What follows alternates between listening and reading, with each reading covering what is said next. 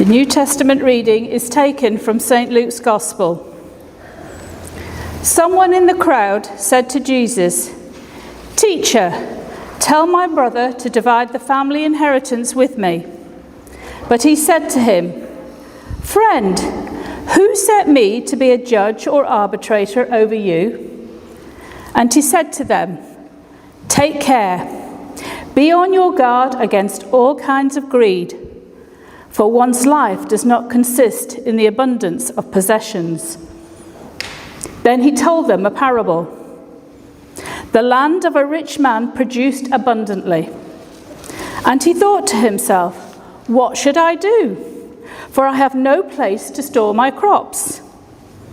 Then he said, "I will do this. I will pull down my barns and build larger ones, and there I will store all my grain and my goods.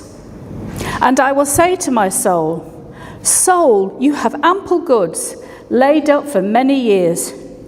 Relax, eat, drink, be merry.' But God said to him, 'You fool, this very night your life is being demanded of you. And the things you have prepared, whose will they be?' So it is with those who store up treasures for themselves, but are not rich towards God." This is the word of the Lord. Thanks be to God. May the meditations of my heart and the words of my lips be pleasing unto you, O Lord. Amen.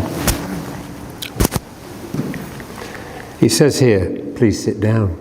I'm glad to see you're already sitting. I am a little nervous this morning because this is my first time leading, and I did forget to tell you all to sit down for the gospel. Never mind, we have survived. It's one of those marvellous things, isn't it? We always seem to manage to survive. One of my callings to this life, one of the things that really resonated with me and spoke to me, was Jesus' last discourse with Peter on the beach in Galilee. If you recall, Jesus has prepared for the fishermen a breakfast of fish and bread. And Peter, in his eagerness to get to the Lord, dives into the sea and swims to him. Peter, I love Peter. Peter reminds me of me. Peter reminds me of everybody. Always a bit eager, always only opening his mouth to exchange feet, and never quite getting it, but always really, really, really wanting to. And Jesus, of course, sees Peter. He sees me, he sees you, and he sees each one of us. And he says to Peter, effectively, "These are my instructions to you. Feed my sheep, feed my flock, and follow me."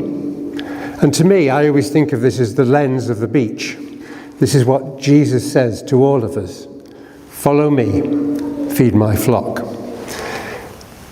If we think about our reading this morning from the New Testament with that lens of the beach, we can see a new way of looking at it, something extra on top of the very obvious lesson we are supposed to learn, which is greed is bad. Yeah, we knew that, didn't we, already? And that little parable tells us. But let's look at it through the lens of the beach and see what we can find. So here we are. Jesus is teaching, and he's an important part of his teaching. This is in the middle of Luke's equivalent to the Sermon on the Mount. And somebody shouts out from the crowd, "Jesus, tell my brother to share that inheritance properly with me." And Jesus responds in two ways. He says, "Am I supposed to be arbiter of this? And just be careful about greed, because it's not, things that you possess are not the whole story of life. They're just part of it. Let me tell you a story," he says. Now, this is Jesus' way, and this is the way that we try to follow. Jesus always interrupts what he's doing to address the human need. We heard about that when we talked about the parable of the Good Samaritan. He interrupts what he's doing to look after the person. And this is clearly something that's bothering this man in the crowd. So Jesus turns to him. The other part of Jesus' way is that he doesn't give us a set of rules that go, right, if you get X number of pounds per week, that is enough. If you live in a house this big, that is enough. If you have this many friends, that is enough. He gives us an example, gives us a little parable, and we are supposed to draw the lesson from it, the ethical lesson, the lesson for life, the moral lesson. And then we're supposed to apply it. So really, in that little two phrases, Jesus is saying, listen, mate, you've got to do some work here. I'll tell you a story. You work out what it means, and then you apply it to yourself. And he tells him, this man, he's so rich, he has to pull down his existing barns, and he doesn't tell us how many we've got. I always thought it was 2, but it's not 2. It's barns, just plural. And build some bigger ones. And he's very satisfied with himself. He's done all this great stuff, and now he can sit in comfort and luxury for the rest of his life. Not so, says God. Your life is demanded of you this night. Ho, ho. The joke's on the man. Right. So far, we understand greed leads to destruction. Yes. But then we look at it through a human lens. Remember Jesus looking at it through God's lens. His ways are not our ways, as it says in the psalm. We look at it through our lens and we say, well, did he do anything wrong? He just got rich, maybe he got lucky. He provided employment for other people, he's looked after his family. Is this not a man that we should look up to and admire? Well, Jesus says, well, not really. That's really missing the point. And I must here give you a nerd alert. So a bit nerdy coming up. The story, the end of this, the last thing that Jesus says in here is, the problem is, you were not rich towards the Lord. You were not rich towards God. Now, what does that mean? I mean, I've spoken English all my life, and I have no clue what that means.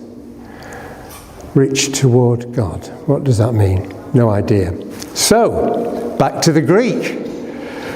So out comes the Greek book. Oh yes, I can decipher that, yes. Into the lexicon. Oh yes, I can see that. Read a few articles online. Oh yes, I can see that.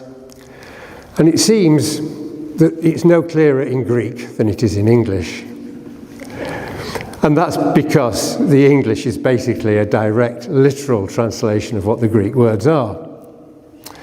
The nearest I can come to is that what Jesus is trying to communicate here is that he has not given his gifts, his talents, his time and his effort to God.